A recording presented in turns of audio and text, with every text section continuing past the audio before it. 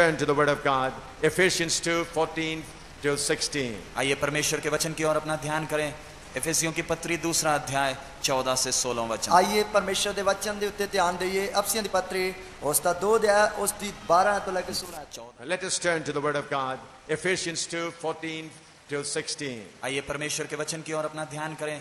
इफिसियों की पत्री 2 अध्याय 14 से 16 वचन। आइए परमेश्वर ਦੇ वचन ਦੇ ਉੱਤੇ ਧਿਆਨ ਦੇਈਏ। ਅਫਸੀਆਂ ਦੀ ਪੱਤਰੀ ਉਸ ਦਾ 2 ਅਧਿਆय ਉਸ ਦੀ 12 ਤੋਂ ਲੈ ਕੇ 16 14 ਤੋਂ ਲੈ ਕੇ 16 ਤੱਕ। Ephesians chapter 2 verse 14 to 16. इफिसियों की पत्री 2 अध्याय 14 से 16 तक।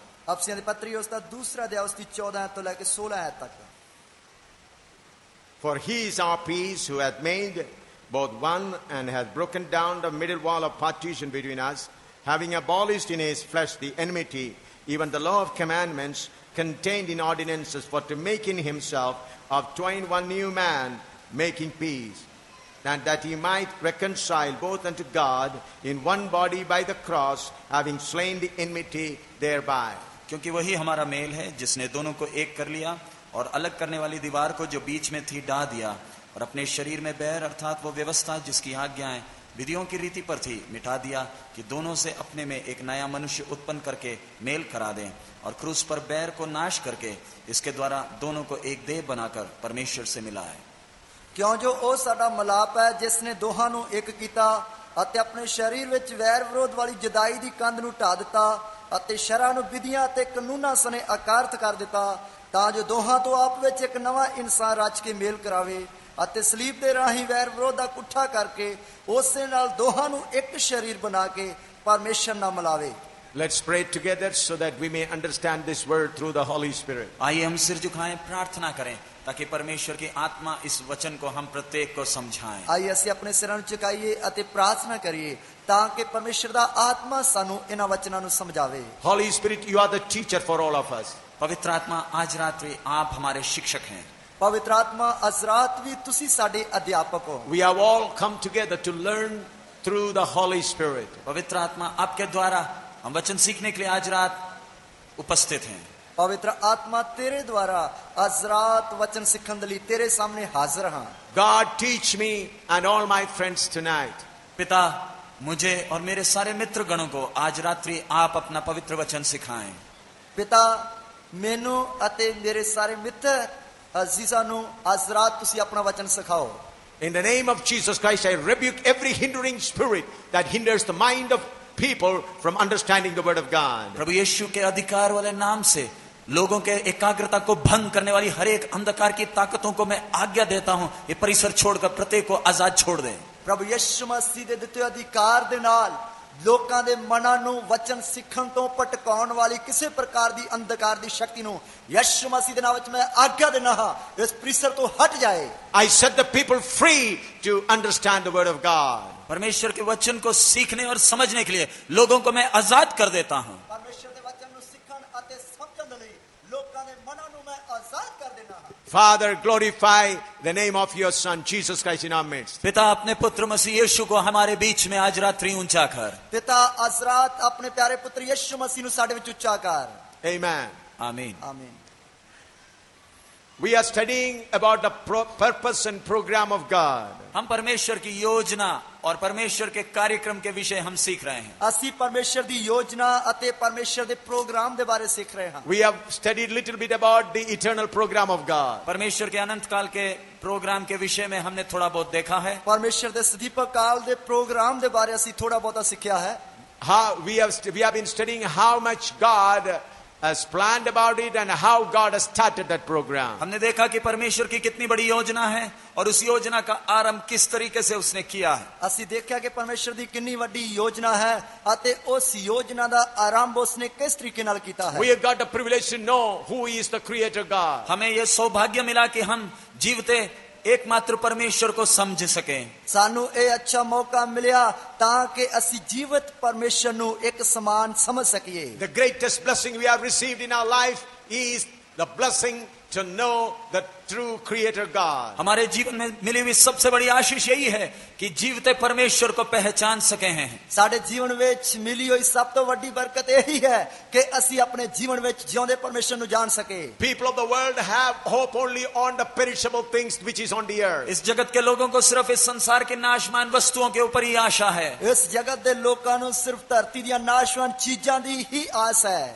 But because we have come to the Lord Jesus Christ and born in the family of God, we have an eternal hope. लेकिन मसीह यीशु के द्वारा हमारा पिता परमेश्वर के घराने में जन्म होने के कारण हमें एक अनंत आशा मिल गई है। ਪਰ ਯਿਸੂ ਮਸੀਹ ਦੇ ਕਾਰਨ ਪਰਮੇਸ਼ਰ ਦੇ ਘਰਾਣੇ ਵਿੱਚ ਜਨਮ ਲੈਣ ਦੇ ਕਾਰਨ ਸਾਨੂੰ ਸਦੀਪਕ ਆਸ਼ਾ ਮਿਲ ਗਈ। Now tonight we are going to see how much our Lord Jesus Christ has suffered or paid for this eternal program of God. आज रात्रि हम देखेंगे कि हमारे प्रभु यीशु मसीह ने इस परमेश्वर के अनंत काल की योजना के लिए कितना भारी कीमत दिया है। ਅੱਜ ਰਾਤ ਅਸੀਂ ਦੇਖਾਂਗੇ ਕਿ ਸਾਡੇ ਪ੍ਰਭੂ ਯਿਸੂ ਮਸੀਹ ਨੇ ਇਸ ਪਰਮੇਸ਼ਰ ਦੀ ਸਦੀਪਕ ਕਾਲ ਦੀ ਯੋਜਨਾ ਦੇ ਲਈ ਕਿੰਨੀ ਵੱਡੀ ਕੀਮਤ ਦਿੱਤੀ ਹੈ। Here in the Word of God we find the Word of God says He has broken down the wall of partition. इधर हम परमेश्वर के वचन में पढ़ते हैं कि अलग करने वाली दीवार को बीच में से उसने ढा दिया है। ਇੱਧਰ ਅਸੀਂ ਪਰਮੇਸ਼ਰ ਦੇ ਵਚਨ ਵਿੱਚ ਪੜ੍ਹਦੇ ਹਾਂ ਕਿ ਉਸਨੇ ਵੈਰ ਵਿਰੋਧ ਵਾਲੀ ਜੁਦਾਈ ਦੀ ਕੰਧ ਨੂੰ ਵਿਚਾਲਿਓਂ ਢਾ ਦਿੱਤਾ। What is this wall of partition between God and man? परमेश्वर और मनुष्य के बीच में अलग करने वाली ये दीवार कौन सी थी? ਪਰਮੇਸ਼ਰ ਅਤੇ ਮਨੁੱਖ ਦੇ ਵਿੱਚ ਅੱਡ ਕਰਨ ਵਾਲੀ ਇਹ ਕੰਧ ਕੀ ਸੀ? Yesterday I told you God created man according to His image and likeness. कल रात्रि हमने देखा परमेश्वर का वचन कहता है कि परमेश्वर ने मनुष्य को अपने स्वरूप और समानता में बनाया। ਕੱਲ ਰਾਤ ਅਸੀਂ ਪਰਮੇਸ਼ਰ ਦੇ ਵਚਨ ਵਿੱਚ ਦੇਖਿਆ ਪਰਮੇਸ਼ਰ ਦਾ ਵਚਨ ਕਹਿੰਦਾ ਪਰਮੇਸ਼ਰ ਨੇ ਮਨੁੱਖ ਨੂੰ ਆਪਣੇ ਸਰੂਪ ਅਤੇ ਆਪਣੇ ਵਰਗਾ ਬਣਾਇਆ। The first man Adam and Eve had a close fellowship with the holy almighty God. सबसे पहले मनुष्य आदम और उसकी पत्नी हवा को परमेश्वर के साथ एक नजदीकी संबंध था। ਸਭ ਤੋਂ ਪਹਿਲੇ ਮਨੁੱਖ ਆਦਮ ਅਤੇ ਉਸ ਦੀ ਪਤਨੀ ਹਵਾ ਨੂੰ ਪਰਮੇਸ਼ਰ ਦੇ ਨਾਲ ਇੱਕ ਗੂੜਾ ਰਿਸ਼ਤਾ ਸੀ। They used to walk together in the Garden of Eden. Edan बगीचे में वो परमेश्वर के साथ एक साथ चला फिरा करते थे। ਉਹ ਅਦਨ ਬਾਗ ਵਿੱਚ ਪਰਮੇਸ਼ਰ ਦੇ ਨਾਲ ਇੱਕ ਸਮਾਨ ਚੱਲਦੇ ਸਨ। But the moment they disobeyed God and ate the fruit, that relationship between God and them was destroyed. लेकिन जिस क्षण उन्होंने परमेश्वर की आज्ञा का उल्लंघन किया, जिस फल को नहीं खाना था उस फल को खाया, उसी समय परमेश्वर के साथ का उनका नाता टूट गया। पर जिस फल ਉਹਨਾਂ ਨੇ ਪਰਮੇਸ਼ਰ ਦੇ ਹੁਕਮ ਦੀ ਉਲੰਘਣਾ ਕੀਤੀ, ਜਿਸ ਫਲ ਤੋਂ ਉਹਨਾਂ ਨੂੰ ਮਨਾ ਕੀਤਾ ਗਿਆ ਸੀ ਉਹ ਖਾ ਲਿਆ, ਉਸੇ ਟਾਈਮ ਪਰਮੇਸ਼ਰ ਦੇ ਨਾਲ ਜੋ ਉਹਨਾਂ ਦਾ ਰਿਸ਼ਤਾ ਸੀ ਉਹ ਟੁੱਟ ਗਿਆ। The boldness of man was destroyed and he became a fearful being and went and hid himself. दिलेर हिया वाला मनुष्य का दिलेरी चला गया, डरपोक हो गया, भयभीत होकर परमेश्वर से छुपने के लिए झाड़ी के पीछे जा बैठा। ਦਲੇਰ ਮਨੁੱਖ ਜਿਹੜਾ ਸੀ ਉਹ ਡਰਾਕਲ ਬਣ ਗਿਆ ਅਤੇ ਡਰ ਕੇ ਛੁਪ ਕੇ ਝਾੜੀਆਂ ਵਿੱਚ ਲੁਕ ਗਿਆ। Because he became unholy, God had to drive him out from the Garden of Eden. क्योंकि वो अपवित्र हो गया था, पापी हो गया था, इसलिए परमेश्वर को उसको अपने बगीचे में से खदेड़ कर बाहर निकालना पड़ा। ਕਿਉਂਕਿ ਉਹ ਭ੍ਰਿਸ਼ਟ ਹੋ ਗਿਆ ਸੀ ਅਤੇ ਪਾਪੀ ਹੋ ਗਿਆ ਸੀ, ਇਸ ਲਈ ਪਰਮੇਸ਼ਰ ਨੇ ਖਦੇੜ ਕੇ ਉਸ ਨੂੰ ਆਪਣੇ ਬਾਗ ਵਿੱਚੋਂ ਬਾਹਰ ਕੱਢ ਦਿੱਤਾ। From that day onwards, man became a wanderer in search of truth and in search of finding a way to reconcile with God. और उस क्षण से लेकर आज तक मनुष्य एक भगोड़े की तरह सच्चे परमेश्वर की तलाश में, असली शांति और खुशी की तलाश में भाग दौड़ कर रहा है। उस पल तो लेके आज तक हर एक मनुष्य एक भगोड़े की तरह इधर उधर भजते हुए सच्ची शांति और आनंद की खोज में पिया होया है। Prophet Isaiah says we all have turned astray, gone everyone to their own way. यशायाह भविष्यवक्ता कहता है कि हर एक भटक गए, सबने अपना अपना मार्ग ले लिया है। यशायाह नबी कहता है कि हर एक भटक गया, हर एक ने आपो अपना राह ले लिया। If you want to know the wall of partition, I request your imagination, beg your imagination to come with me to the temple of people of Israel. अलग करने वाली दीवार क्या थी, इस विषय में सीखने के लिए मैं चाहूंगा कि आज रात अपन इसराइलियों के बीच में जो पवित्र मंदिर था उस मंदिर की ओर अपन जाएं। ਉਹ ਅਲੱਗ ਕਰਨ ਵਾਲੀ ਜਿਹੜੀ ਕੰਧ ਸੀ, ਅੱਜ ਰਾਤ ਮੈਂ ਚਾਹੂੰਗਾ ਇਸ ਵਿਸ਼ੇ ਦੇ ਬਾਰੇ ਅਸੀਂ ਸਿੱਖੀਏ ਜੋ ਇਸਰਾਇਲ ਦੇ ਵਿੱਚ ਮੰਦਿਰ ਜਾਂ ਹੈਕਲ ਸੀ। People of Israel had a temple in which the Almighty God's presence, glory come and literally dwell there. इसराइलियों के बीच में परमेश्वर का एक पवित्र मंदिर था जिसके बीच में सर्वशक्तिमान परमेश्वर की महिमा यथार्थ में वास करती थी। ਇਸਰਾਇਲੀ ਲੋਕਾਂ ਦੇ ਵਿੱਚ ਪਰਮੇਸ਼ਰ ਦਾ ਮੰਦਿਰ ਸੀ ਜਿਸ ਦੇ ਵਿੱਚ ਪਰਮੇਸ਼ਰ ਦੀ ਮਹਿਮਾ ਅਸਲੀਅਤ ਵਿੱਚ ਵਾਸ ਕਰਦੀ ਸੀ। Because of the presence of God, the temple of God was divided into different courts and places. और परमेश्वर की महिमा के कारण उस मंदिर को अलग अलग भागों में बांटा गया था। ਪਰਮੇਸ਼ਰ ਦੇ ਪ੍ਰਤਾਪ ਦੇ ਕਾਰਨ ਉਸ ਮੰਦਿਰ ਨੂੰ ਵੱਖ-ਵੱਖ ਹਿੱਸਿਆਂ ਵਿੱਚ ਵੰਡਿਆ ਗਿਆ ਸੀ। If you go to the temple first, you will find a board written Gentile court where all the people who are not Israelites can come and see. यदि उस मंदिर में कोई प्रवेश करे तो सबसे पहले उसके सामने लिखा हुआ, एक दीवार में लिखा हुआ मिलेगा कि ये अन्य जातियों का आंगन है, जिधर जो कोई इस्राएली नहीं है कि अन्य जाति केवल उस इलाके में आ सकते हैं। ਜਦੋਂ ਵੀ ਕਿਸੇ ਨੇ ਉਸ ਮੰਦਰ ਦੇ ਅੰਦਰ ਦਾਖਲ ਹੋਣਾ, ਸਭ ਤੋਂ ਪਹਿਲਾਂ ਉਸ ਕੰਧ ਦੇ ਉੱਤੇ ਲਿਖਿਆ ਹੋਇਆ ਹੈ ਕਿ ਇਹ ਗੈਰ ਕੌਮਾਂ ਦੇ ਲਈ ਜਗ੍ਹਾ ਹੈ। And then again there is a writing on that wall. और उसके बाद उससे आगे जाएंगे तो उधर एक और दीवार में एक और कुछ बातें लिखी हुई हैं। ਉਸ ਤੋਂ ਅੱਗੇ ਵਧਣ ਦੇ ਨਾਲ ਇੱਕ ਹੋਰ ਕੰਧ ਹੈ ਜਿਸ ਦੇ ਉੱਤੇ ਕੁਝ ਹੋਰ ਗੱਲਾਂ ਲਿਖੀਆਂ ਹਨ। No Gentile beyond this point, if any Gentile come forward, he'll be stoned to death. इसके आगे कोई अन्य जाति नहीं प्रवेश कर सकता, यदि वो आगे जाएगा तो उसे पत्थरवाह किया जाएगा। ਇਸ ਤੋਂ ਅੱਗੇ ਕੋਈ ਵੀ ਪਰਾਈ ਕੌਮ ਦਾ ਅੱਗੇ ਦਾਖਲ ਨਹੀਂ ਜਾ ਸਕਦਾ, ਜੇਕਰ ਦਾਖਲ ਹੋਵੇਗਾ ਤਾਂ ਉਸ ਨੂੰ ਪੱਥਰਵਾਹ ਕਰਕੇ ਮਾਰਨਾ ਹੈ। Then the next one is ladies' court, women's court. और इस आंगन से आगे जाएंगे तो उधर स्त्रियों का एक आंगन है। ਉਸ ਆਂਗਨ ਨੂੰ ਪਾਰ ਕਰਕੇ ਅੱਗੇ ਜਾਵਾਂਗੇ ਤੇ ਉਧਰ ਔਰਤਾਂ ਦੇ ਲਈ ਇੱਕ ਆਂਗਨ ਹੈ। And there also writing, no women beyond this point. और इस दीवार में लिखा हुआ है कोई भी स्त्री इस दीवार से आगे नहीं जा सकती है। और इस कंध उत्ते लिखा है कोई भी स्त्री इस कंध तो आगे नहीं जा सकती। If any women go forward, she will be stoned to death. यदि कोई स्त्री इससे आगे जाएगी तो उसे पत्थरवाह किया जाएगा। जेकर कोई भी स्त्री इस कंध तो आगे जाएगी उसਨੂੰ पत्थरवाह किया जाएगा। Then if you go inside, there is men's court. और उससे आगे भीतर हम जाएंगे तो उधर पुरुषों के लिए एक आंगन है। उस तो आगे अंदर जावांगे तो पुरुषों के लिए उधर एक जगह है। All the men of Israelites are permitted to come up to there.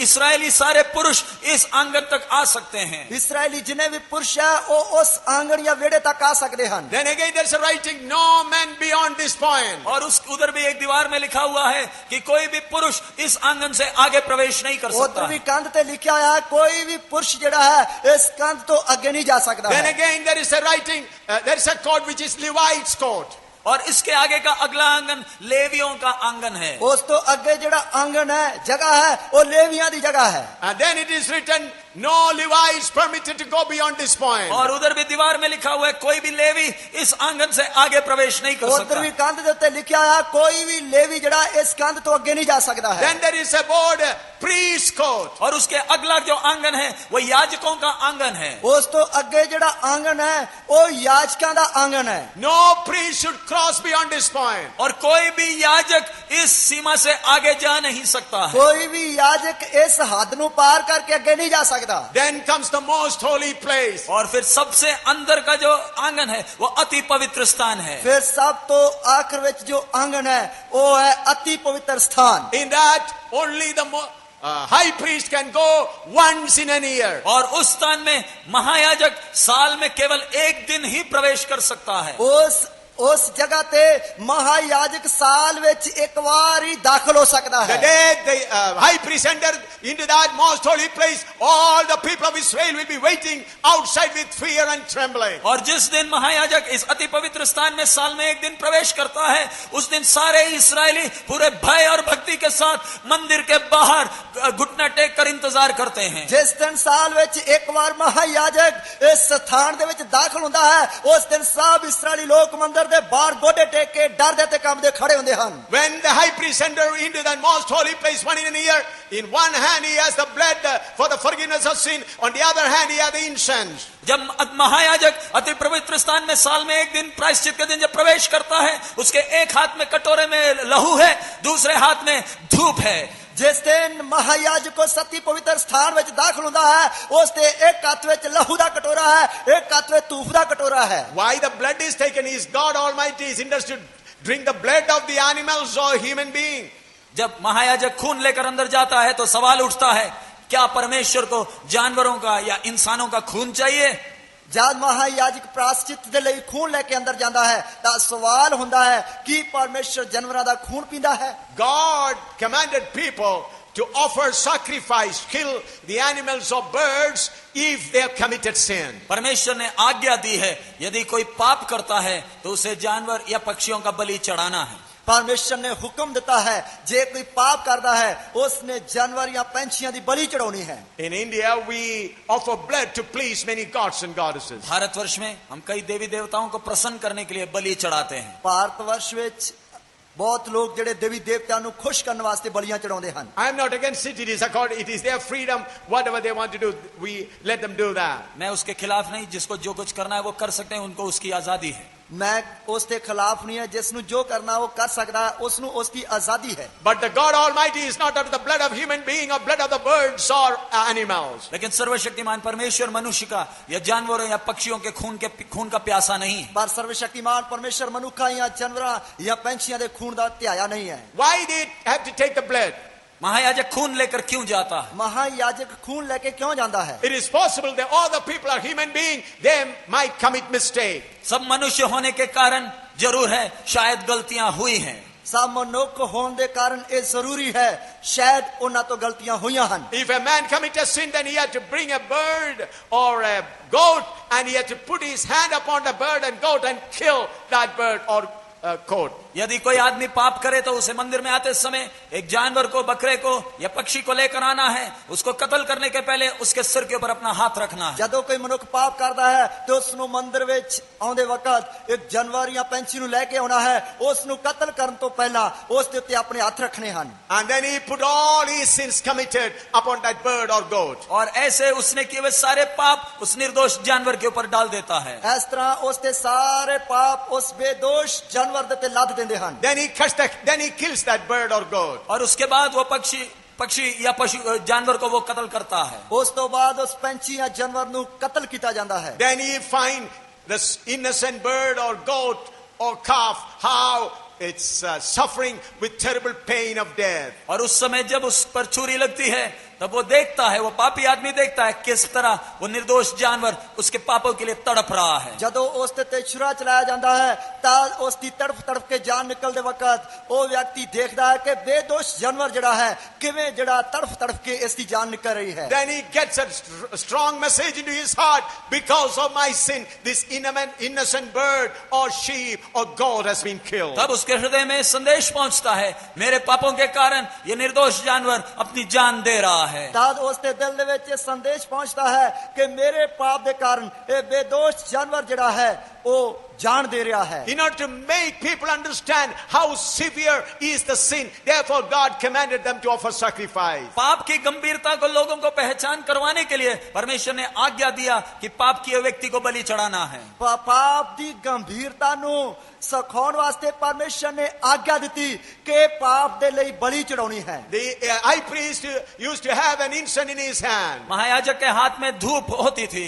महायाजक दे हाथ में धूप हुंदी सी। The meaning of that, the sincere prayer of the whole people of Israel. ये धूप किसकी छाया है? पूरे इस्राएल के यथार्थ दिल की गहराई से सच्ची प्रार्थना है। और ये धूप किन्नु दसती है कि पूरा इस्राएल दे लई सच्ची प्रार्थना है। So once in a year, high priest entered into the most holy place. One hand bled for forgiveness of their sin, and the incense which tells about their prayer. और महायाजक जब अति पवित्र स्थान में साल में एक दिन प्रायश्चित के दिन प्रवेश करते वक्त एक हाथ में खून का कटोरा है, दूसरे जो पाप के लिए प्रायश्चित के तौर पर, और दूसरे हाथ में धूप है जो इसराइलियों की प्रार्थना की छाया है। महायाजक जो है वो साल में अति पवित्र स्थान में एक बार दाखिल होने वक्त उसके हाथ में एक लहू का कटोरा है जो पापां दा प्रायश्चित है, और दूसरे हाथ में धूप का कटोरा है जो सच्ची प्रार्थना है।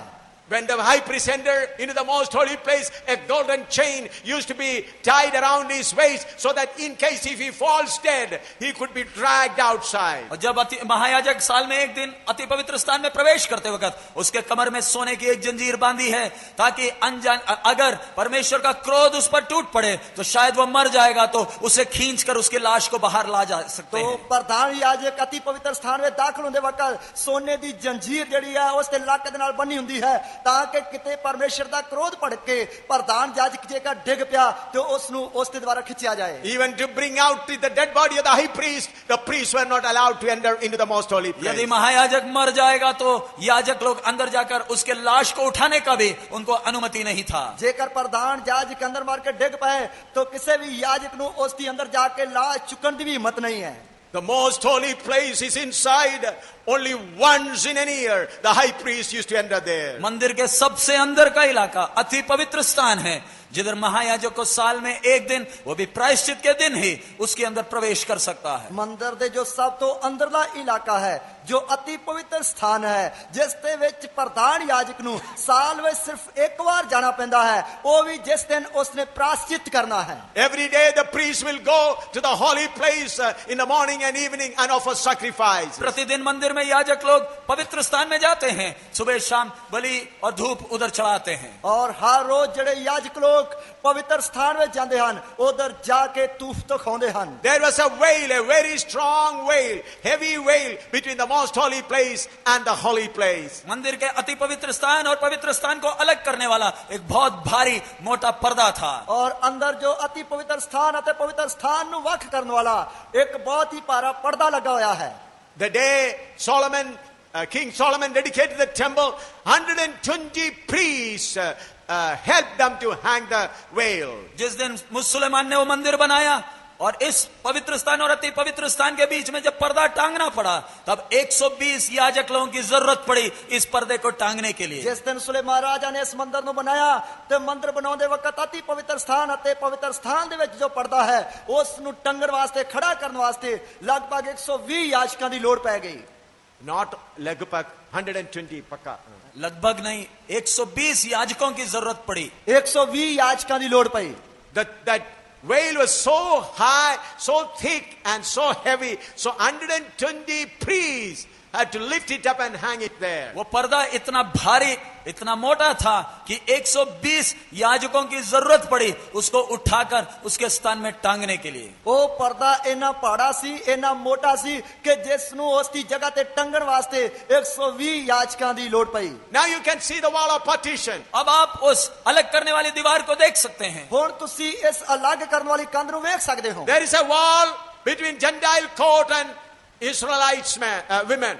अब आप देख सकते हैं मंदिर में प्रवेश करते समय अन्य जातियों के आंगन और इस्राएली स्त्रियों के बीच के आंगन के बीच में एक दीवार है। That is the, ਹੁਣ ਤੁਸੀਂ ਦੇਖ ਸਕਦੇ ਹੋ ਕਿ ਉਸ ਮੰਦਰ ਵਿੱਚ ਪ੍ਰਵੇਸ਼ ਕਰਨ ਦੇ ਲਈ ਗੈਰ ਕੌਮਾਂ ਦੇ ਲਈ ਅਤੇ ਇਸਰਾਏਲੀ ਔਰਤਾਂ ਦੇ ਵਿੱਚ ਵੀ ਇੱਕ ਕੰਧ ਹੈ। that's the number one wall of partition. वो अलग करने वाली सबसे पहली दीवार है। और ਅੱਡ ਕਰਨ ਵਾਲੀ ਸਭ ਤੋਂ ਪਹਿਲੀ ਕੰਧ ਹੈ। Wall between Gentiles and Israelites. वो अन्य जाति और इसराइलियों के बीच का दीवार। ਉਹ ਗੈਰ ਕੌਮਾਂ ਅਤੇ ਇਸਰਾਏਲੀ ਲੋਕਾਂ ਦੇ ਵਿਚਕਾਰ ਦੀ ਕੰਧ ਹੈ। Number two, the wall between Israelites men and women. और दूसरा दीवार है इस्राएली पुरुष और इस्राएली स्त्रियों के बीच में। दूसरी ਕੰਧ ਹੈ ਇਸਰਾਏਲੀ ਪੁਰਸ਼ਾਂ ਅਤੇ ਇਸਰਾਏਲੀ ਔਰਤਾਂ ਦੇ ਵਿਚਾਲੇ। Now the third wall is Israelites men and Levites. और तीसरा दीवार है इस्राएली पुरुष और लेवियों के बीच में। और तीसरी ਕੰਧ ਹੈ ਇਸਰਾਏਲੀ ਪੁਰਸ਼ਾਂ ਅਤੇ ਲੇਵੀਆਂ ਦੇ ਵਿਚਾਲੇ। The fourth wall is Levites and the priests. और चौथा दीवार है लेवी और याजकों के आंगनों के बीच में। ਚੌਥੀ ਕੰਧ ਹੈ ਲੇਵੀ ਅਤੇ याजਕਾਂ ਦੇ ਵਿਚਾਲੇ। The fifth one is the big veil that separates between priest and the high priest. और पांचवा जो दीवार है वो याजक और महायाजक को अलग करने वाला सबसे आखिरी पर्दा है, दीवार है। ਅਤੇ ਪੰਜਵੀਂ ਕੰਧ ਹੈ ਮਹਾਯਾਜਕ ਅਤੇ याजਕਾਂ ਨੂੰ ਵੱਖ ਕਰਨ ਵਾਲੀ ਜਿਹੜੀ ਆਖਰੀ ਕੰਧ ਹੈ। How these walls have come? ये दीवारें कैसी आ गई? ਇਹ ਕੰਧਾਂ ਕਿਵੇਂ ਆ ਗਈਆਂ? The first man was walking with God. पहला मनुष्य परमेश्वर के साथ साथ संग संग चलता था। ਪਹਿਲਾ ਮਨੁੱਖ ਪਰਮੇਸ਼ਰ ਦੇ ਨਾਲ ਨਾਲ ਚੱਲਦਾ ਸੀ। But because of sin, the wall of partition between holy God and sinful man have come. लेकिन मनुष्य के पाप के कारण इस पवित्र परमेश्वर और पापी मनुष्य के बीच में अलग करने वाली दीवार खड़ी हो गई। ਪਰ ਮਨੁੱਖ ਦੇ ਪਾਪ ਕਰਨ ਦੇ ਕਾਰਨ ਪਵਿੱਤਰ ਪਰਮੇਸ਼ਵਰ ਅਤੇ ਪਾਪੀ ਮਨੁੱਖ ਦੇ ਵਿਚਾਲੇ ਇਹ ਪਾਪ ਦੀ ਕੰਧ ਖੜੀ ਹੋ ਗਈ। Oh, the Almighty God is terribly holy. पवित्र परमेश्वर भयानक और अति पवित्र है। पवित्र परमेश्वर भयानक ਅਤੇ अति पवित्र है। When on the Mount of Sinai, His glory, little bit of glory came, the whole mountain was shaking. जब सिनाई पर्वत पर वो थोड़ी महिमा के साथ वो उतरा, थोड़ा महिमा उतरा, पूरा पर्वत श्रृंखला हिलने लगा, धुएं से भर गया। और जब सिनाई पहाड़ ਦੇ ਤੇ ਥੋੜੀ ਜੀ ਮਹਿਮਾ ਦੇ ਨਾਲ ਹੀ ਉਤਰਿਆ ਤਾਂ ਉਹ ਪੂਰਾ ਪਹਾੜ ਹਿੱਲ ਗਿਆ, ਕੰਬ ਗਿਆ ਅਤੇ ਧੂਏ ਨਾਲ ਭਰ ਗਿਆ। In India, we have so many gods and goddesses, so we go to temples every time And therefore, we do not know the seriousness of the holiness of Almighty God. हमारे भारतवर्ष में बहुत से देवी देवता हैं, कई पुण्य स्थान हैं, हम अलग अलग पहाड़ों में तीर्थ स्थानों में जाते हैं, इसलिए कई बार परमेश्वर की पवित्रता का गंभीरता हमें मालूम नहीं है। ਸਾਡੇ ਹਿੰਦੁਸਤਾਨ ਵਿੱਚ ਬਹੁਤ ਸਾਰੇ ਦੇਵੀ ਦੇਵਤੇ ਹਨ, ਇਸ ਲਈ ਬਹੁਤ ਸਾਰੇ ਲੋਕ ਤੀਰਥ ਯਾਤਰਾ ਕਰਨ ਜਾਂਦੇ ਹਨ ਅਤੇ ਕਈ ਪਹਾੜਾਂ ਉੱਤੇ ਰਹਿੰਦੇ ਹਨ। तो इसलिए सानू पवित्रता दी जड़ी गहराई है उसका पता नहीं लगता। My dear friends, our God is terribly holy. प्यारे मित्रों, हमारा परमेश्वर भयानक अति पवित्र है। प्यारे दोस्तों, साडा परमेश्वर भयानक अति पवित्र है। When he came down, when his glory came down on the mount of Sinai, the whole mountain was shaking. जब सीनाई पर्वत में थोड़ी सी महिमा उसकी उतरी, पूरी पर्वत धुएं से भर गया, कांपने लगा। जब सनई पहाड़ दे थोड़ी जी महिमा उसकी उतरी, ता सनई पहाड़ जड़ा धुएं नाल भर गया अते कंब गया। Isaiah saw the worship of angels in heaven. यशायाह भविष्यद्वक्ता ने स्वर्ग में स्वर्गदूतों की आराधना का दृश्य देखा। यशायाह नबी ने स्वर्ग में स्वर्गदूतां दी आराधना दा जड़ा दर्शन वेख्या। Holy angels, how they are worshiping holy God. पवित्र स्वर्गदूत किस प्रकार अति पवित्र परमेश्वर की आराधना करते हैं। पवित्र स्वर्गदूत किस प्रकार अति पवित्र परमेश्वर की आराधना करते हैं। Holy angels with two wings they cover their face, with two wings they cover their feet, and with two wings they fly and say one to other, holy, holy, holy. पवित्र सराफीम दो पंखों से अपने मुंह को ढांपते, दो से पैरों को ढांपते, दो से उड़ते हुए एक दूसरे में से कहते हैं, सेनाओं का यहोवा पवित्र पवित्र पवित्र है। उस पवित्र सराफीम दो परां दे नाल अपने मुंह ढकदे हन, दो दे नाल पैर ढकदे हन, दो दे नाल उड़दे हन अते एक दूसरे नु पकार पकार के कहंदे हन, पवित्र पवित्र पवित्र सेना दा यहोवा।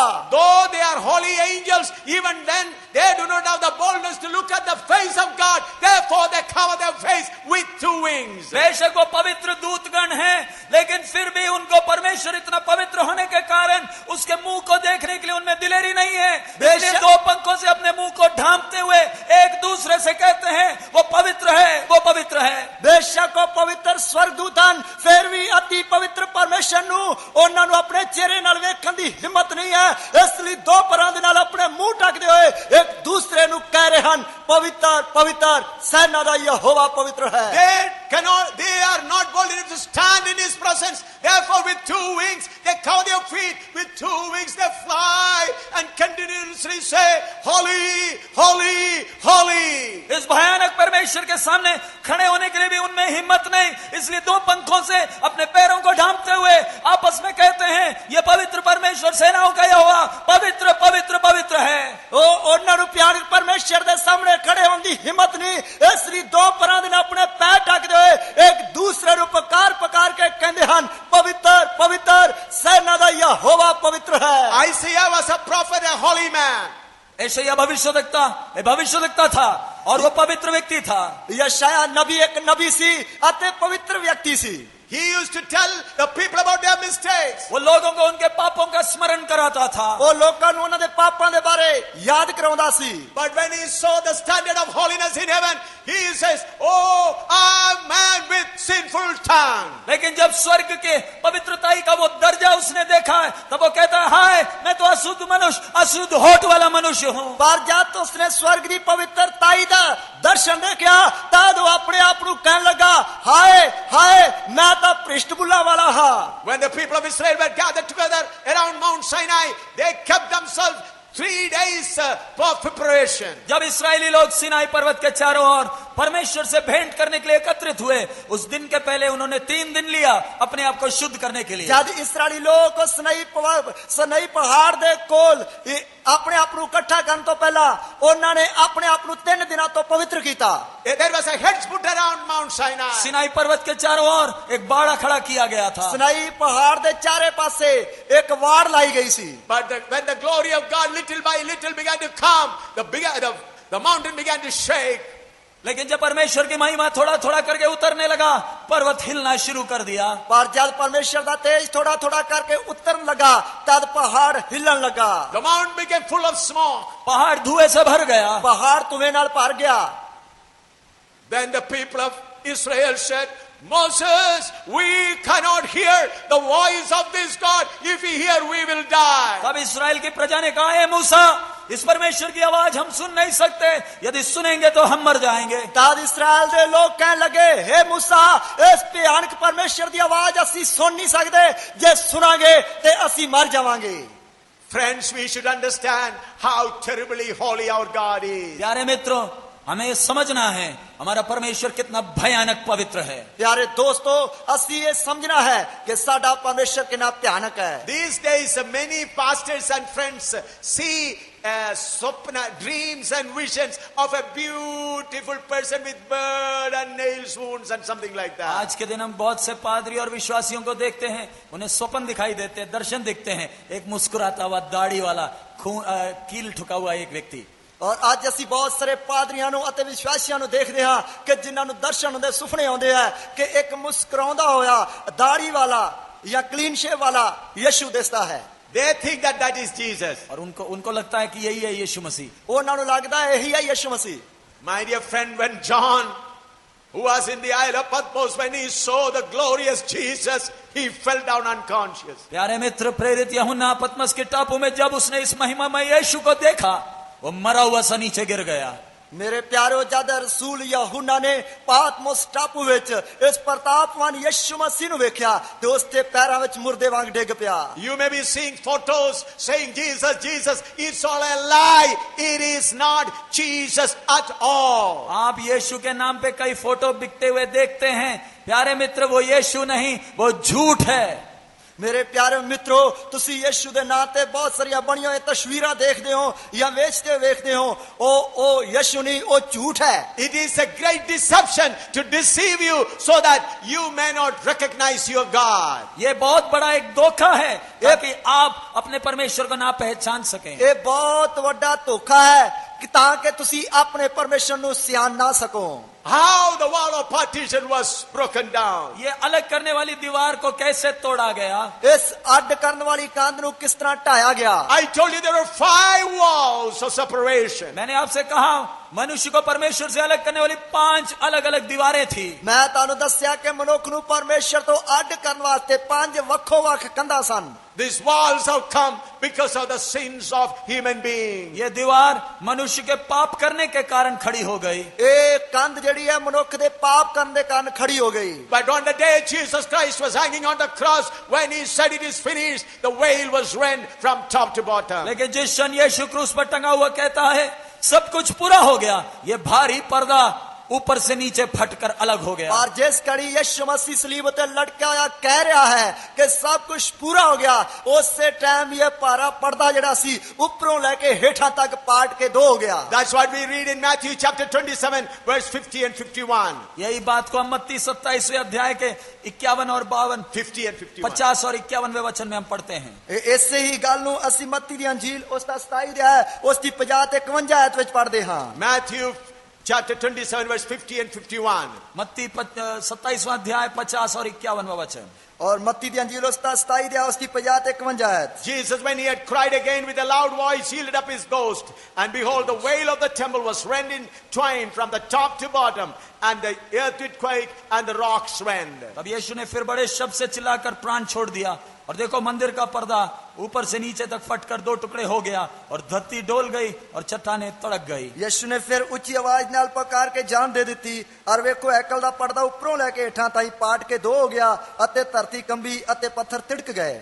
Referring to this, Paul says that he has broken down the wall of partition between man and God through his body. और इसी घटना को संदर्भ में रखते हुए प्रेरित पौलुस कहता है मनुष्य को परमेश्वर से अलग करने वाली उस दीवार को उसने तोड़ दिया क्रूस पर कीमत देते हुए। ਇਸੇ ਘਟਨਾ ਨੂੰ ਪ੍ਰਭੂ ਦਾ ਦਾਸ ਪੌਲਸ ਰਸੂਲ ਸਾਹਮਣੇ ਰੱਖਦੇ ਹੋਏ ਇਹ ਗੱਲ ਕਹਿ ਰਿਹਾ ਕਿ ਉਸਨੇ ਉਸ ਅਲੱਗ ਕਰਨ ਵਾਲੀ ਕੰਧ ਨੂੰ ਢਾ ਦਿੱਤਾ। Though you all know how much suffering Jesus has undergone, yet I would like to read some scriptures so that you may remember how much Jesus suffered to set us free. आपको जरूर मालूम है प्रभु यीशु ने जो कीमत दिया है, लेकिन मैं कुछ वचन आपके सामने पढ़ना चाहता हूं ताकि आप उसकी गहराई को समझ सके कि इस बड़े दीवार को तोड़कर हमें आजाद करने के लिए कितना भारी कीमत दिया गया है। और तानू पता है यीशु मसीह ने कितनी बड़ी कीमत दी है, लेकिन फिर भी गहरे वचन ताड़े सामने रखना चाहना हां ताकि तानू इस गल बारे गहराई विच पता लगे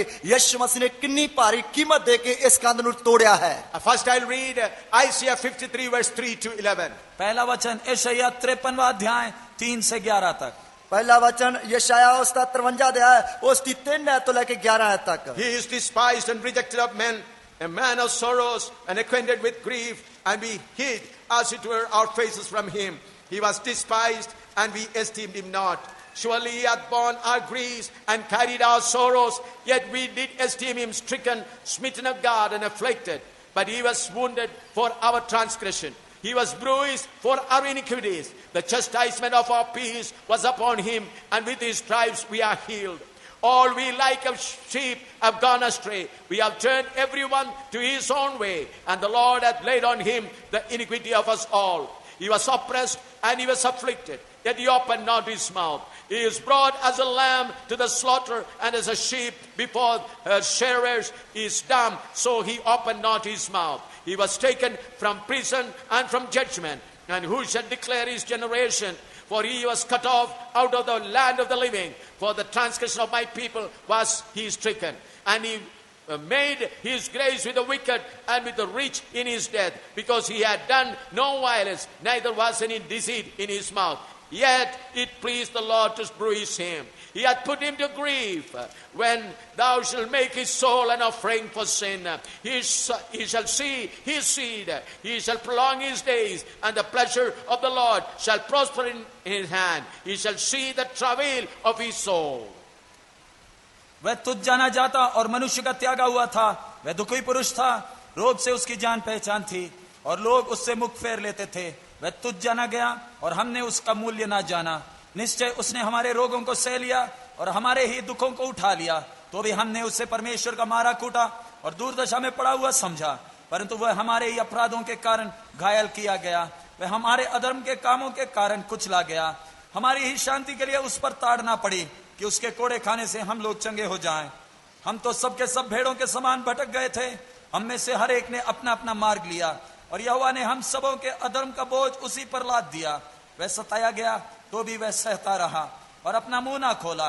जिस प्रकार भेड़ वध होने के समय और भेड़ी ऊन कतरने के समय चुपचाप शांत रहती है, वैसे ही उसने भी अपना मुंह ना खोला। अत्याचार करके और दोष लगाकर वे उसे ले गए। उस समय के लोगों में से किसने इस पर ध्यान दिया कि वे जीवितों के बीच में से उठा लिया गया? मेरे ही लोगों के अपराधों के कारण उस पर मार पड़ी। उसकी कब्र भी दुष्टों के संग ठहराई गई, और मृत्यु के समय वह धनवान का संगी हुआ। यद्यपि उसने किसी प्रकार का उपद्रव ना किया था और उसके मुंह से कभी छल की बात नहीं निकली थी, तो भी यहोवा को यही भाया कि उसे कुचले। उसी ने उसके उसको रोगी कर दिया। जब वह अपना प्राण दोष बलि करे, तब वह अपना वंश देखने पाएगा। वह बहुत दिन जीवित रहेगा, उसके हाथ से यहोवा की इच्छा पूरी हो जाएगी। वह अपने प्राणों को दुख उठाकर उसे देखेगा और तृप्त होगा। अपने ज्ञान के द्वारा मेरे धर्मी दास बहुतेरों को धर्मी ठहराएगा, और उनके अधर्म के कर्मों का बोझ आप उठा लेगा। ਉਹ ਤੁਛ ਅਤੇ ਮਨੁੱਖਾਂ ਵੱਲੋਂ ਤਿਆਗਿਆ ਹੋਇਆ ਸੀ, ਇੱਕ ਦੁਖੀਆ ਮਨੁੱਖ ਸੋਗ ਦਾ ਜਾਣੂ, ਅਤੇ ਉਸ ਵਾਂਗ ਜਿਸ ਤੋਂ ਲੋਕ ਮੂੰਹ ਲੁਕਾਉਂਦੇ, ਉਹ ਤੁਛ ਜਾਤਾ ਗਿਆ ਅਤੇ ਅਸਾਂ ਉਹਦੀ ਕਦਰ ਨਾ ਕੀਤੀ। ਸੱਚਮੁੱਚ ਉਸਨੇ ਸਾਡੇ ਗਮ ਚੁੱਕ ਲਏ ਅਤੇ ਸਾਡੇ ਦੁੱਖ ਉਠਾਏ, ਪਰ ਅਸਾਂ ਉਸ ਨੂੰ ਮਾਰਿਆ ਹੋਇਆ, ਪਰਮੇਸ਼ਰ ਦਾ ਕੁੱਟਿਆ ਹੋਇਆ ਅਤੇ ਭੰਨਿਆ ਹੋਇਆ ਸਮਝਿਆ। ਪਰ ਉਹ ਸਾਡੇ ਅਪਰਾਧਾਂ ਦੇ ਲਈ ਘਾਇਲ ਕੀਤਾ ਗਿਆ, ਸਾਡੀਆਂ ਬਦੀਆਂ ਦੇ ਕਾਰਨ ਕੁਚਲਿਆ ਗਿਆ। ਸਾਡੀ ਸ਼ਾਂਤੀ ਲਈ ਉਸ ਉੱਤੇ ਤਾੜਨਾ ਹੋਈ, ਉਸ ਤੇ ਮਾਰ ਖਾਣ ਤੋਂ ਅਸੀਂ ਨਿਰੋਏ ਕੀਤੇ ਗਏ। ਅਸੀਂ ਸਾਰੇ ਭੇਡਾਂ ਵਾਂਗ ਭੁੱਲੇ ਫਿਰਦੇ ਸਾਂ, ਅਸੀਂ ਆਪਣੇ ਆਪਣੇ ਰਾਹਾਂ ਨੂੰ ਮੁੜੇ, ਅਤੇ ਯਹੋਵਾ ਨੇ ਸਾਡੀ ਸਾਰਿਆਂ ਦੀ ਬਦੀ ਉਸ ਉੱਤੇ ਲੱਦੀ। ਉਹ ਸਤਾਇਆ ਗਿਆ ਤੇ ਦੁਖੀ ਹੋਇਆ, ਪਰ ਉਸ ਆਪਣਾ ਮੂੰਹ ਨਾ ਖੋਲਿਆ। ਲੇਲੇ ਵਾਂਗ ਜਿਹੜਾ ਕੱਟੇ ਜਾਣ ਲਈ ਲੈ ਜਾਇਆ ਜਾਂਦਾ, ਅਤੇ ਭੇਡ ਵਾਂਗ ਜਿਹੜੀ ਉਹਨ ਕਤਰਨ ਵਾਲਿਆਂ ਦੇ ਅੱਗੇ ਗੁੰਗੀ ਹੈ, ਸੋ ਉਸ ਆਪਣਾ ਮੂੰਹ ਨਾ ਖੋਲਿਆ। ਜ਼ੁਲਮ ਅਤੇ ਨਿਆਂ ਦੇ ਕਾਰਨ ਉਹਨੂੰ ਫੜਿਆ ਗਿਆ। ਉਸ ਦੀ ਪੀੜੀ ਵਿੱਚੋਂ ਕਿਸ ਨੇ ਸੋਚਿਆ ਕਿ ਮੇਰੀ ਪ੍ਰਜਾ ਦੇ ਅਪਰਾਧ ਦੇ ਕਾਰਨ ਜਿਹਨੂੰ ਮਾਰ ਪੈਣੀ ਸੀ, ਉਹ ਜਿਉਂਦਿਆਂ ਦੀ ਧਰਤੀ ਤੋਂ ਕੱਟਿਆ ਗਿਆ। ਉਸ ਦੀ ਕਬਰ ਦੁਸ਼ਟਾਂ ਦੇ ਵਿੱਚ, ਅਤੇ ਉਸ ਦੀ ਮੌਤ ਦੇ ਵੇਲੇ ਧਣੀ ਨਾਲ ਠਹਿਰਾਈ ਗਈ। ਭਾਵੇਂ ਉਸ ਜ਼ੁਲਮ ਨਹੀਂ ਕੀਤਾ, ਨਾ ਉਸ ਦੇ ਮੂੰਹ ਵਿੱਚ ਛਲ ਸੀ, ਸੀ, ਪਰ ਯਹੋਵਾ ਨੂੰ ਪਾਇਆ ਕਿ ਉਸ ਨੂੰ ਕੁਚਲੇ ਅਤੇ ਸੋਗ ਵਿੱਚ ਪਾਵੇ। ਜਦ ਤੂੰ ਉਸ ਦੀ ਜਾਨ ਨੂੰ ਦੋਸ਼ ਦੀ ਬਲੀ ਠਹਿਰਾਵੇਂ ਤਾਂ ਉਹ ਆਪਣੀ ਅੰਸ਼ ਨੂੰ ਵੇਖੇਗਾ, ਉਹ ਆਪਣੇ ਦਿਲ ਲੰਮੇ ਕਰੇਗਾ ਅਤੇ ਯਹੋਵਾ ਦੀ ਪਾਉਣੀ ਉਹਦੇ ਹੱਥ ਵਿੱਚ ਸਫਲ ਹੋਵੇਗੀ। ਉਹ ਆਪਣੀ ਜਾਨ ਦੇ ਕਸ਼ਟ ਤੋਂ ਵੇਖੇਗਾ ਤੇ ਤ੍ਰਿਪਤ ਹੋਵੇਗਾ। ਆਪਣੇ ਗਿਆਨ ਨਾਲ ਮੇਰਾ ਧਰਮੀ ਦਾਸ ਬਹੁਤਿਆਂ ਨੂੰ ਧਰਮੀ ਠਹਿਰਾਵੇਗਾ ਅਤੇ ਉਹਨਾਂ ਦੀਆਂ ਬਦੀਆਂ ਨੂੰ ਚੁੱਕ ਲਵੇਗਾ। Let us again read Psalm 22, verse 11 to 21. आइए भजन संगीता 22 11 से 21 तक पढ़े। आइए जबूर उसका 22 उसकी 11 तो लेके 21 तक पढ़िए। Be not far from me, for trouble is near, for there is none to help. Many bulls have compassed me, strong bulls of Bashan have beset me round. They gaped upon me with their mouths as a ravening and a roaring lion. I am poured out like a water, and all my bones are out of joint. My heart is like wax, it is melted in the midst of my bowels.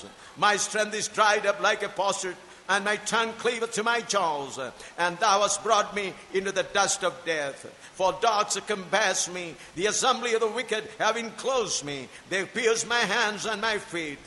I may tell all my bones, they look and stare upon me. They part my garments among them and cast lots upon my vesture. But be thou not far from me, O Lord, my strength. Haste thee to help me. Deliver my soul from the sword, my dwelling from the power of the dog. Save me from the lion's mouth, for thou hast heard me from the horns of unicorns. मुझसे दूर ना हो, क्योंकि इस संकट निकट है और कोई सहायक नहीं। बहुत से सांडों ने मुझे घेर लिया है, बाशान के बलवंत सांड मेरे चारों ओर मुझे घेरे हुए हैं। वे फाड़ने और गरजने वाले सिंह के समान मुझ पर अपना मुंह पसारे हुए हैं।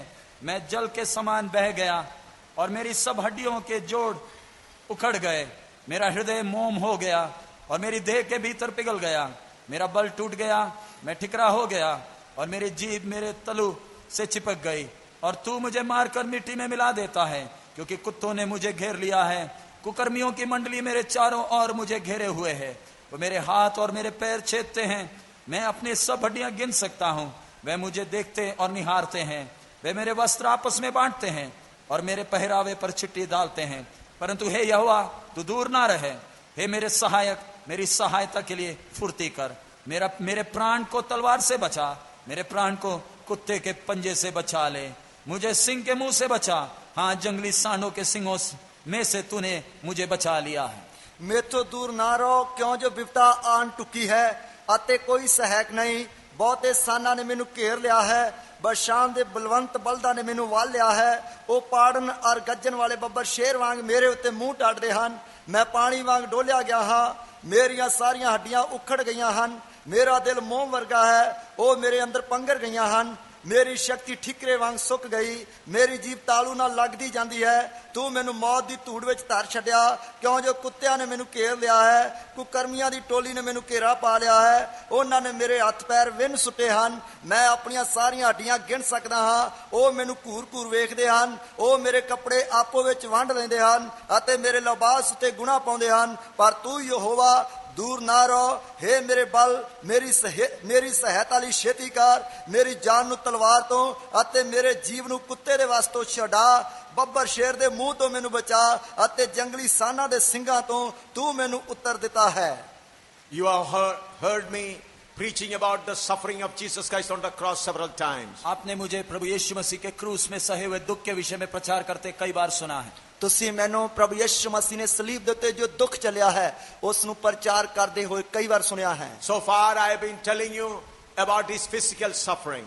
मैं अभी तक आपके हमारे प्रभु के शारीरिक वेदना को या उसके कष्ट को मैंने वर्णन किया है। मैं ਹੁਣ ਤੱਕ ਜੋ ਹੈ ਸਾਡੇ ਪ੍ਰਭੂ ਯਿਸੂ ਮਸੀਹ ਦੇ ਜੋ ਸਰੀਰ ਦੇ ਉੱਤੇ ਜੋ ਪੀੜਾ ਦੁੱਖ ਆਇਆ ਉਸ ਦੇ ਬਾਰੇ ਹੀ ਤੁਹਾਨੂੰ ਦੱਸਿਆ ਹੈ। How they spit on his face, how they planted thorny crown on his head, and how they plowed his back. किस प्रकार लोगों ने उसके मुंह पर थूका, कांटों का ताज उसके सिर पर रख दिया और कितनी बुरी तरह उससे मारा है। किस प्रकार लोगों ने उसके मुंह दे उत्ते थूकिया अते कंडियां दे ताज उसके सिर दे उत्ते रख दिता अते किस प्रकार बेरहमी दे नाल उसनु मारिया कुटिया। How they gave him a heavy cross to carry. और किस प्रकार उसे उठाने के लिए एक भारी क्रूस दे दिया। और किस प्रकार उसनु चुकन वास्ते कितनी भारी सलीब दे दी। How they hanged him on 3 nails on the cross. और किस प्रकार 3 किलो पर उसे क्रूस पर टांग दिया। और किस प्रकार उसनु ਤਿੰਨਾਂ ਕਿੱਲਾਂ ਦੇ ਦੁਆਰਾ ਸਲੀਬ ਤੇ ਟੰਗ ਦਿੱਤਾ। His own disciple also forsaken and fled. उसके खुद के चेलों ने उसे छोड़कर भाग गए। ਉਸ ਤੇ ਖੁਦ ਆਪਣੇ ਚੇਲੇ ਹੀ ਉਸ ਨੂੰ ਛੱਡ ਕੇ ਭੱਜ ਗਏ। His own disciple betrayed and sold him. खुद के चेले ने उसे बेच दिया है। ਉਸ ਤੇ ਖੁਦ ਆਪਣੇ ਚੇਲੇ ਨੇ ਉਸ ਨੂੰ ਵੇਚ ਦਿੱਤਾ। Witnesses after witness, 7 witnesses stood against him and witnessed against him. 7 गवाह उसके पीछे विरोध में खड़े होकर झूठी गवाही दिए। 7 ਗਵਾਹਾਂ ਨੇ ਉਸ ਦੇ ਵਿਰੋਧ ਵਿੱਚ ਖੜੇ ਹੋ ਕੇ 7 ਝੂਠੀਆਂ ਗਵਾਹੀਆਂ ਦਿੱਤੀਆਂ। People who once received blessing from him and healing from him said, away with that person, crucify him. जिन लोगों ने इसके हाथों से चंगाई पाई, आशीषें पाई थी, एक मत होकर कहने लगे इसे क्रूस पर चढ़ा दो। ਜਿਨ੍ਹਾਂ ਲੋਕਾਂ ਨੇ ਇਸ ਦੇ ਹੱਥਾਂ ਤੋਂ ਚੰਗਾਈ ਪਾਈ ਅਤੇ ਬਰਕਤ ਪਾਈ ਸੀ, ਉਹ ਲੋਕ ਇਕੱਠੇ ਹੋ ਕੇ ਕਹਿਣ ਲੱਗੇ ਇਸ ਨੂੰ ਸਲੀਬ ਚੜਾਓ, ਸਲੀਬ ਚੜਾਓ। When the Pilate said, well, do you want this Jesus, the just man, to be crucified, or the extortioner, the thief, Barabbas, is to be crucified? तब पिलातुस ने लोगों से पूछा, क्या तुम इस निर्दोष व्यक्ति को क्रूस पर चढ़ाना चाहते हो या उस बरअब्बास जो चोर है उसे क्रूस पर चढ़ाना चाहते हो? ਤਾਂ ਪਿਲਾਤੂਸ ਨੇ ਉਹਨਾਂ ਲੋਕਾਂ ਕੋਲੋਂ ਪੁੱਛਿਆ ਕਿ ਤੁਸੀਂ ਬੇਦੋਸ਼ੇ ਵਿਅਕਤੀ ਨੂੰ ਸਲੀਬ ਤੇ ਚੜਾਉਣਾ ਚਾਹੁੰਦੇ ਹੋ ਜਾਂ ਬਰਅੱਬਾ ਡਾਕੂ ਨੂੰ ਸਲੀਬ ਤੇ ਚੜਾਉਣਾ ਚਾਹੁੰਦੇ ਹੋ? Then they said, we want Barabbas, let this man be crucified. लोगों ने एक साथ मिलकर चिल्लाकर कहा, बरअब्बास को छोड़ दो और इसे क्रूस पर चढ़ा दो। ਤਾਂ ਲੋਕਾਂ ਨੇ ਇਕੱਠੇ ਹੋ ਕੇ ਇੱਕ ਹੀ ਆਵਾਜ਼ ਬੋਲੀ, ਡੰਡ ਪਾ ਕੇ ਕਹਿਣ ਲੱਗੇ ਕਿ ਇਸ ਨੂੰ ਸਲੀਬ ਤੇ ਚੜਾਓ ਅਤੇ ਬਰਅੱਬਾ ਨੂੰ ਛੱਡ ਦਿਓ। Why this has all happened? ये सब क्यों हुए? ਇਹ ਸਭ ਕਿਉਂ ਹੋਇਆ? God laid all the sin of mankind upon him. परमेश्वर ने सारे मानव जाति का पाप उसके ऊपर लाद दिया। ਪਰਮੇਸ਼ਰ ਨੇ ਸਾਰੀ ਮਨੁੱਖ ਜਾਤੀ ਦਾ ਪਾਪ ਉਸ ਦੇ ਉੱਤੇ ਲੱਦ ਦਿੱਤਾ।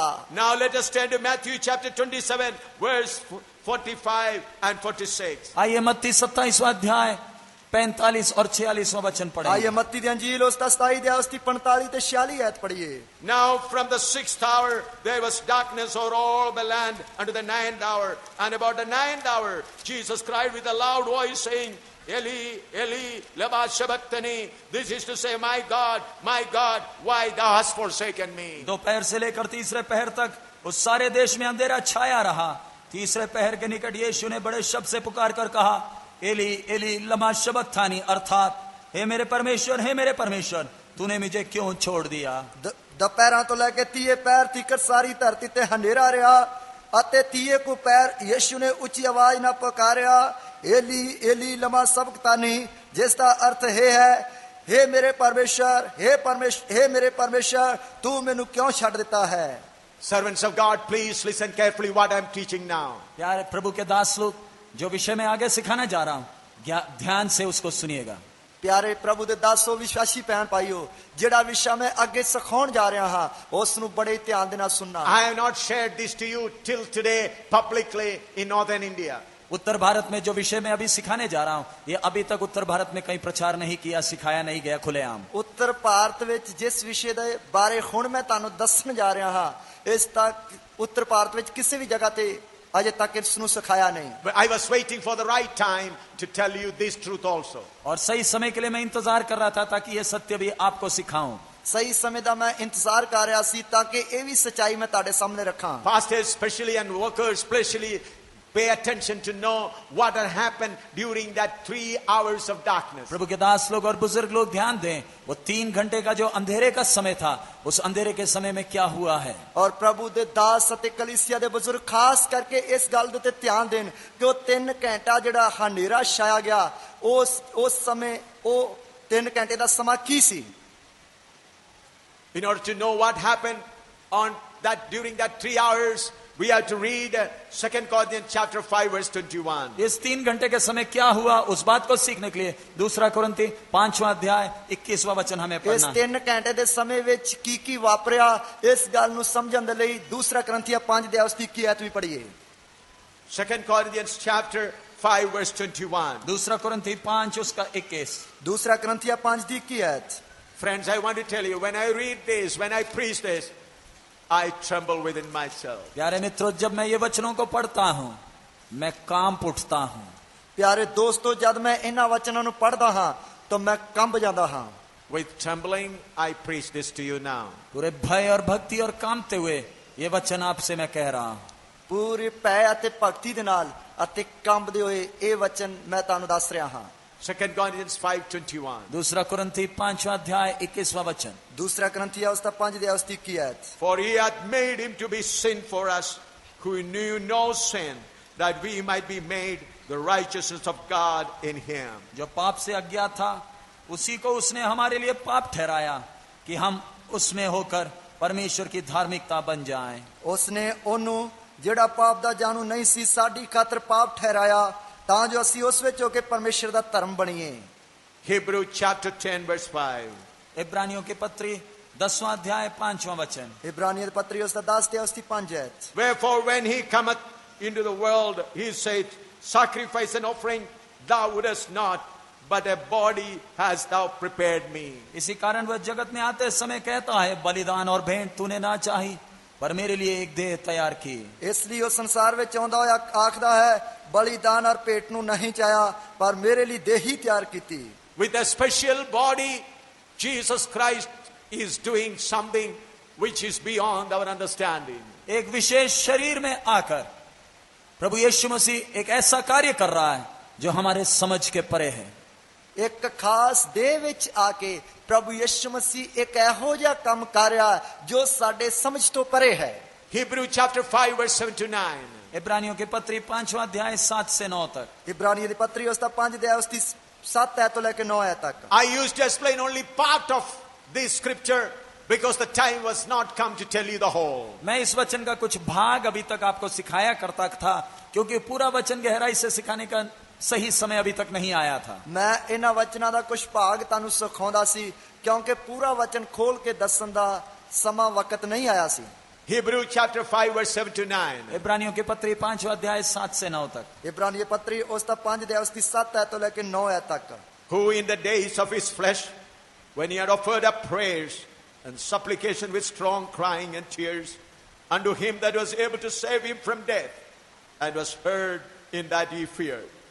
Though he were a son, yet he learned the obedience by the things which he suffered. And being made perfect, he became the author of eternal salvation unto all them that obey him. यीशु ने अपने देह में रहने के दिनों में ऊंचे शब्द से पुकार पुकार कर और आंसू बहा बहा कर उससे जो उसको मृत्यु से बचा सकता था प्रार्थनाएं और विनती की, और भक्ति के कारण उसकी सुनी गई।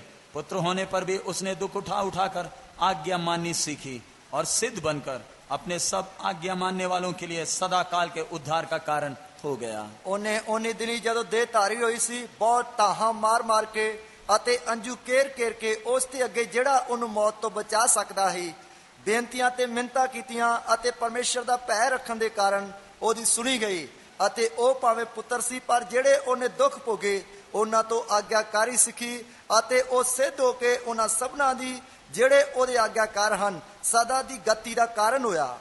Verse 7 says, he said he prayed prayers and supplications, strong crying and tears unto him that was able to save him from death, and was heard in that he feared. 7वां वचन कहता है यीशु ने अपने देह में रहने के दिनों में ऊंचे शब्द से पुकार कर और आंसू बहा कर उससे जो उसको मृत्यु से बचा सकता था प्रार्थनाएं और विनती की, और भक्ति के कारण उसकी सुनी गई। ਇਸ ਦੇ 7 ਐਤ ਵਿੱਚ ਇਸ ਤਰ੍ਹਾਂ ਲਿਖਿਆ, ਉਹਨੇ ਦਿਨੀ ਜਦੋਂ ਦੇਹ ਧਾਰੀ ਹੋਈ ਸੀ ਬਹੁਤ ਤਾਹਾਂ ਮਾਰ ਕੇ ਅਤੇ ਅੰਜੂ ਕੇਰ ਕੇ ਉਸ ਦੇ ਅੱਗੇ ਜਿਹੜਾ ਉਹਨੂੰ ਮੌਤ ਤੋਂ ਬਚਾ ਸਕਦਾ ਸੀ ਬੇਨਤੀਆਂ ਤੇ ਮਿੰਨਤਾਂ ਕੀਤੀਆਂ ਅਤੇ ਪਰਮੇਸ਼ਰ ਦਾ ਭੈ ਰੱਖਣ ਦੇ ਕਾਰਨ ਉਹਦੀ ਸੁਣੀ ਗਈ। To know this meaning of this seventh word, I had to spend many days and months to understand. इस 7वें वचन की गहराई को समझने के लिए मुझे कई महीने लग गए, प्रार्थना में बिताया। और इस 7 वचन जो 7 ਐਤ ਵਿੱਚ वचन लिखा होया है इस ਦੀ ਡੂੰਘਾਈ ਨੂੰ ਸਮਝਣ ਵਾਸਤੇ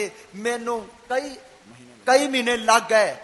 I started asking God and the Holy Spirit when Jesus Christ cried to save him from death. मैं पवित्र आत्मा से प्रार्थना करने लगा कि कौन सा समय था जब प्रभु यीशु मसीह अपने मृत्यु से बचाने वाले से विनती किया।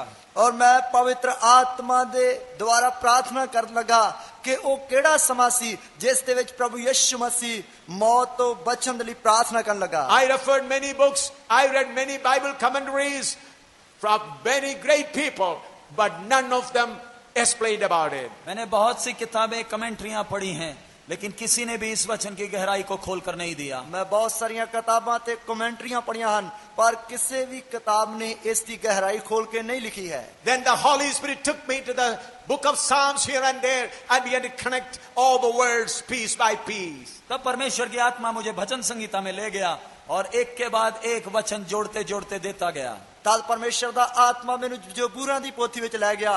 तद परमेश्वर दा आत्मा जबूरां दे विचों एक एक वचन जिहड़ा मैनू जोड़ जोड़ के देंदा रहा। Some of you pastors and people who know the word of God, when I say this, you may be wonderstruck how this has happened. आप में से जो सेवक लोग हैं या जो लोग वचन जानते हैं, आप लोग जब ये सुनेंगे तो शायद आप हैरान हो सकेंगे। तुसीं तुहाडे विच जो सेवक हन, जो वचन नू जानन वाले हन, ਉਹ सुन के हैरान हो सकदे हन।